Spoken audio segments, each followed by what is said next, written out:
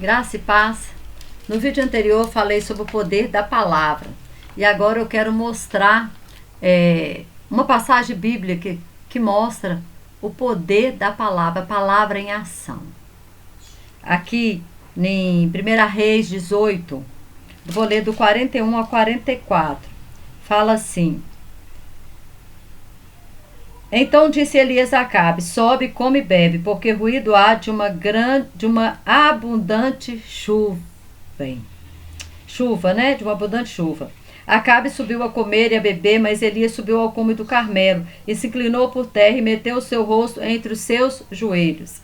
E disse ao seu moço: Sobe agora e olha para a banda do mar. E subiu, olhou e disse: Não há nada. Então disse ele: Torna lá 7 vezes. E sucedeu que a 7ª vez disse: Eis aqui uma pequena nuvem, como a mão de um homem, subindo do mar. Então disse ele: Sobe e dize a Acabe: Aparelha o teu carro e desce, para que a chuva não te apanhe. Glória a Deus.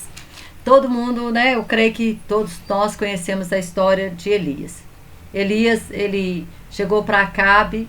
Acabe era um rei perverso do reino do norte e casou com uma mulher ainda mais perversa, Jezabel, que era uma mulher sidônia, e essa mulher levou para dentro de Israel o culto a Baal. E esse culto a Baal, e ela não só levou esse culto, ela começou a perseguir os profetas do Senhor. Matou muitos profetas do Senhor, e Elias era um profeta do Senhor. E ele chegou para Acabe e disse: Acabe, conforme a minha palavra, 3 anos não vai chover. Não vai haver chuva. Só que Acabe, naquela hora, eu acho que ele não acreditou. Por quê? Porque os adoradores de Baal, eles davam para Baal o crédito, da fertilidade. Falava que a Baal era o deus da fertilidade. Baal que enviava chuva para que a terra pudesse produzir seus frutos, para que houvesse pasto para os animais. Então ele deve ter pensado: que nada, nós temos Baal que envia chuva, Baal é o Deus que nos protege, que nos guarda, que é o Deus da fertilidade.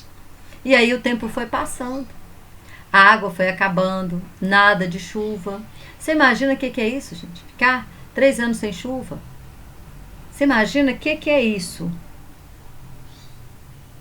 É terrível, Porque às vezes a gente passa meses sem chuva e é horrível.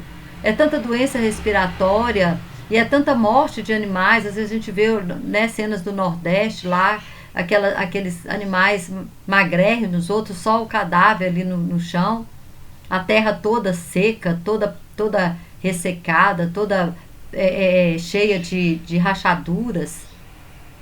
E aí ficou assim, um tempão sem chover. Acabe procurou Elias por todos os lados, mas não encontrou. Só que depois de 3 anos Deus mandou Elias voltar. Aqui no 18:1 fala assim: E sucedeu que depois de muitos dias a palavra do Senhor veio a Elias no 3º ano, dizendo: Vai, mostra-te a Acabe, porque darei chuva sobre a terra. Elias, ele conhecia a voz de Deus. Elias conhecia a voz de Deus. Ele sabia que Deus estava falando com ele. Ele tinha uma confiança e da boca dele saía aquilo que Deus falava. E aí ele se apresenta para Acabe e fala: Olha, nós vamos fazer um negócio, nós vamos fazer um combinado aqui. Você junta aí os profetas de Baal e nós vamos nos encontrar lá no Monte Carmelo. O Deus que responder com fogo, esse é o Deus verdadeiro. E Acabe achou bom, Falou: agora nós vamos desmascarar Elias, porque Acabe vai responder. Só que Acabe não respondeu. Acabe não respondeu. Eles fizeram o altar, eles ficaram lá horas e horas clamando para Acabe e nada aconteceu. Satanás teria poder para responder ele com fogo? Sim. Mas ele só faz o que Deus permite ele fazer. Ele não faz nada se Deus não permitir. Naquela hora, eu creio que Deus falou: não vai acontecer. Deus não permitiu. Só que aí Elias vai lá, repara o altar, coloca ali o holocausto, o sacrifício, e Deus responde com fogo. Ele ainda coloca água, ele vai jogando água tanto sobre o animal quanto ele fez um rego ao redor do altar e encheu de água. Ou seja, ele colocou aquilo que era mais precioso Não havia nada mais precioso naquela época do que a água. Imagina 3 anos sem chuva. E mesmo assim ele colocou água. Aquilo que está de mais precioso, que nós podemos deitar no altar do Senhor. E aí, quando Deus responde, o povo começa a dizer, só o Senhor é Deus. A nação inteira viu o poder de Deus. Baal foi desmascarado. O povo matou os profetas de Baal. Os profetas de Baal foram mortos. E aí, Elias fala com Acabe, desce, porque vai haver uma abundante chuva. Não tinha nem sinal. Eu imagino o sol rachando. O sol rachando. Porque Elias começa a orar. Fala que Elias coloca, né, os seus joelhos ali. Ele sobe e coloca a sua cabeça entre os joelhos. Ou seja, ele fica ali numa posição de rendição. Totalmente rendido. Ele fica numa posição fetal. E o que um feto fica? O feto fica totalmente rendido na barriga da mãe. Se a mãe morrer, o feto morre. Se a mãe beber um veneno, aquele vai afetar aquele feto. Então o feto está totalmente rendido à condição, à mãe. E ali naquela hora, Elias estava totalmente rendido ao Senhor. E ele fala com o seu moço, vai lá e olha se há sinal de alguma chuva, olha se há algum sinal. E aí ele fala assim, sobe agora e olha para a banda do mar. E subiu, olhou e disse, não há nada. Então ele disse, torna lá 7 vezes.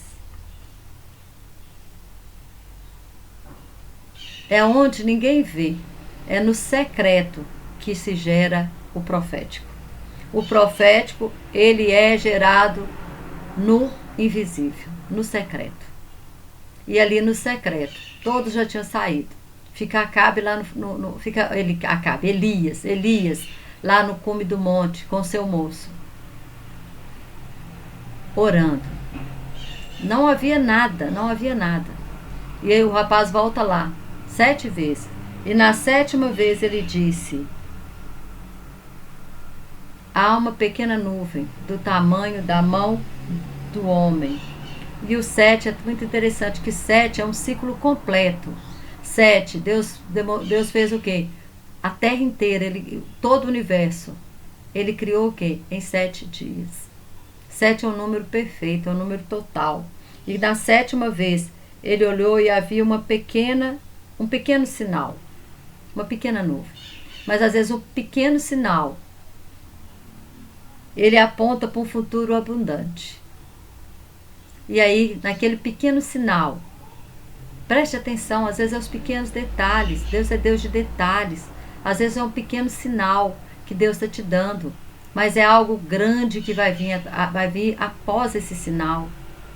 E aí, Elias já tem uma nuvem pequena. Então, corre lá e fala para Acabe descer, que senão a chuva vai pegar ele no caminho. E aí ele desce, né? Correndo, fala assim. Então disse ele, sobe, diz a Acabe, aparelha o teu carro e desce para que a chuva não te apanhe. 3 anos sem chuva. E agora, por causa de um homem, por causa de que ele creu, porque ele profetizou. Primeiro ele profetizou que não haveria chuva. E o céu se fechou. Não houve chuva. E agora ele profetiza que vai haver chuva. E a chuva desce. Porque ele não profetizou qualquer coisa. Ele profetizou a palavra do Senhor. O Deus que falou com ele muito antes, no 18:1, o que Deus falou? Eu darei chuva sobre a terra. Então ele estava profetizando aquilo que Deus falou. Então o que eu quero dizer para você? Como eu já falei no vídeo anterior, profetize a palavra. Profetize a palavra. Quando nós oramos a palavra, com certeza a vitória vai vir. Sabe por quê? Porque Deus tem compromisso em cumprir com a palavra. Deus não tem compromisso firmado comigo e com você, não. Ele tem compromisso com a palavra. Então, se eu estou acobertado pela palavra, Deus tem o compromisso de velar. Ele falou que a palavra dele não volta vazia. A própria palavra diz que os céus e a terra passarão, mas as minhas palavras não hão de passar. Então, quando nós profetizamos dentro da palavra de Deus, daquilo que Deus falou, não existe erro. Então, a palavra ali liberada sobre a vida de Elias, sobre aquela nação, ela trouxe uma abundante chuva. A palavra ali liberada para o céu se fechar, mostrou que Baal não era Deus. Desmascarou aquele Deus mentiroso que eles estavam ali adorando, que eles estavam perseguindo os profetas de Deus para dizer que aquele Deus lá era o Deus. Então Deus falou, então ele é o Deus da fertilidade, ele é o Deus que manda chuva, então não vai ter chuva, pede para ele mandar a chuva. E não aconteceu nada, nada aconteceu. Então quando nós profetizamos a palavra, aquilo que está dentro da palavra, quando nós oramos a palavra, eu não sei o que você está passando. Talvez você está passando um problema de ordem sentimental, de ordem financeira, conjugal, seja o que for. Tudo que você estiver precisando, tem versículo bíblico que você pode usar para trazer uma realidade diferente. A realidade lá era chuva. E quando ele fala assim, olha para a banda do mar, olha lá para o lado do mar. O mar significa o quê? Mar na Bíblia significa nações, muitas nações. Ou seja, algo grande, algo grande. E aí a nuvem veio da onde? Da banda do mar.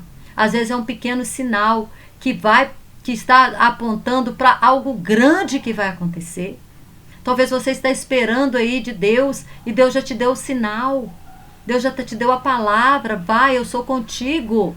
Deus já liberou. Deus já colocou potencial na sua vida, Deus já colocou inteligência na sua vida, Deus já te fez um ser pensante, um ser inteligente. Arregaça as mangas, reage, vai à luta, Deus é contigo. Se tem algo que a palavra de Deus fala 366 vezes, porque Deus não tira nem o ano bissexto, é que não temas, eu sou contigo, não deixa o medo te aprisionar. Não deixe a insegurança te aprisionar. Não deixe que isso aconteça. Reaja. Mas reaja, né, de acordo com a palavra. De acordo com aquilo que Deus falou com você. Elias, ele não foi na força dele, não. E muita coisa, tudo que nós fazemos, a maioria das coisas não é na nossa força, não. É na força de Deus. Às vezes você pensa, eu não posso. Pode, através daquele que te fortalece. Quando Davi olhou para o gigante, ele falou, quem é esse incircunciso para afrontar o exército? Deus vivo, em todo momento ele está falando de Deus, o exército é de Deus. Quando ele vai lá, e o gigante fala, você vem com mim com pau e pedra? Ele falou, eu vou a ti em nome do Senhor dos Exércitos. Eu não sei qual é o gigante que você tem que enfrentado. Qual é o gigante que você precisa derrotar, mas vai em nome do Deus dos exércitos. E a vitória será tua em nome de Jesus. Levanta-te. Levanta. Eu acho lindo quando Deus fala com Josué, lá em Josué 1, ele fala assim, olha, meu servo Moisés é morto. Agora levanta-te e passa esse povo o Jordão. Josué devia estar morrendo de medo. Porque aí Deus fala com ele, não temas, não te espantes, não desanimes, eu sou contigo. Está dizendo, olha, não é na sua força não. Levanta e vai, porque é eu que vou fazer a obra, é eu que estou dando a terra. É eu que vou abrir o Jordão para vocês passar, é eu que vou derrubar as muralhas de Jericó, é eu que vou dar a vitória.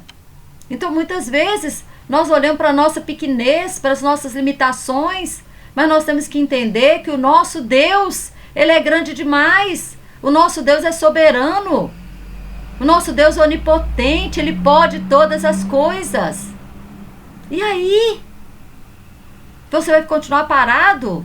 Estagnado? Esperando? Deus, ele trabalha junto conosco. Tem coisa que Deus faz e tem coisa que é nós que temos que fazer. Deus abre a porta, mas quem passa pela porta é você. Deus abre a porta do emprego, mas você tem que ir lá fazer a entrevista. Você tem que ir lá levar seu currículo. Você tem que ir lá se apresentar para o trabalho. Isso Deus não vai fazer para você. Mas você quer que o emprego vai te buscar na sua casa? Não, isso não vai acontecer. Então nós temos que entender que tem coisa que é nós que precisamos fazer. Elias Foi lá em Acabe e falou o que Deus mandou ele falar. Não vai chover. Teve que fugir depois. Deus mandou ele para o Querite, depois mandou ele lá para Sarepta, depois mandou ele voltar. Ou seja, ele fez tudo isso, mas tudo na direção de Deus. Mas Deus usou ele. Deus usou ele. Deus sempre vai usar uma embalagem humana. Sempre vai. Então, Deus usou ele. Mas ele se dispôs a ir a fazer. E ele foi um profeta, assim. Ele foi, né? O único profeta do Velho Testamento foi assunto aos céus. Elias. Um homem, uma mulher como eu e você. Um personagem bíblico. De carne e osso, como nós. Porém, que se deixou ser usado pelo Senhor. Que não teve medo. Não, ou seja, se ele teve medo, pode ter tido, mas ele não deixou o medo paralisar ele, não. Josué estava lá morrendo de medo. Ele sabia o que Moisés tinha passado com aquele povo. E agora ele ia enfrentar, ele ia atravessar o Jordão para enfrentar cidades fortificadas, exército preparado. E eles eram uma nação que não tinha preparo para a guerra. Porque eles eram um povo que era escravo, que depois ficou 40 anos no deserto. Não tinham preparo para a guerra. Mas, porém, Deus falou, olha, você vai porque eu sou contigo. Eu que vou na frente. Então, Deus está dizendo, é Ele, a obra é dele. E é tão interessante, né? Que a palavra profética, ela libera poder sobrenatural. Olha o verso, só para finalizar aqui a palavra, né? O 1 Reis 18:46 fala que sobre Elias, ó, e a mão do Senhor estava sobre Elias, o qual cingiu os lombos e veio correndo perante Acabe até a entrada de Jezreel. Ele colocou em Acabe, Acabe estava no carro, estava de carro. A palavra de Deus fala, né? Aqui no 44, sucedeu que a 7ª vez, eis aqui uma pequena nuvem, como a mão de um homem subindo do mar. Então disse ele, sobe, diz Acabe, aparelha o teu carro e desce para que a chuva não te apanhe. Acabe estava de carro. E está falando que Elias correu, veio correndo perante Acabe até a entrada de Jezreel. Ou seja, ele teve uma velocidade, ele estava num poder do Espírito Santo, algo sobrenatural. Ele correu junto com o carro. Ele chegou junto com Acabe na entrada da cidade. Então, nós temos que entender isso, que a palavra profética gera o sobrenatural na nossa vida. Tudo começa na palavra. Palavra, né, o pensamento gera sentimento. Sentimento desce para o coração e o coração fala, a boca fala o que o coração está cheio. Então, se eu estou cheia de fé, o que eu vou falar é palavras de vitória. Se eu estou cheia de Deus, eu vou falar de Deus. E é isso que nós precisamos, nos encher de Deus. Nos encher da verdade, da palavra. Porque aí nós vamos exalar o bom perfume de Cristo. Nós vamos manifestar a glória de Deus. Se esse vídeo te abençoou, compartilha, deixa seu like e até o próximo vídeo em nome de Jesus. Que Deus te abençoe poderosamente.